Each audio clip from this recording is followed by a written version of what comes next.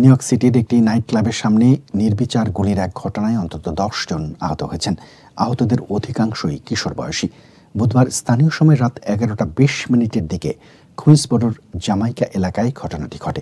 City পুলিশের বরাতে new York post জানিয়েছে, অ্যামাজোরা নাইট ক্লাবে একটি প্রাইভেট পার্টি শেষে 4 জনের একটি দল বাইরে জড়ো হওয়া লোকজনকে লক্ষ্য করে অন্তত 30 রাউন্ড গুলিবর্ষণ করে।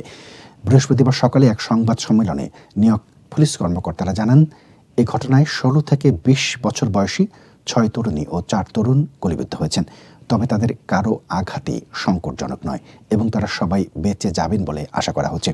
আহতদের লং আইল্যান্ড জুইশ হসপিটালে এবং কোহেন্স চিলড্রেন মেডিকেল সেন্টারে ভর্তি করা হয়েছে।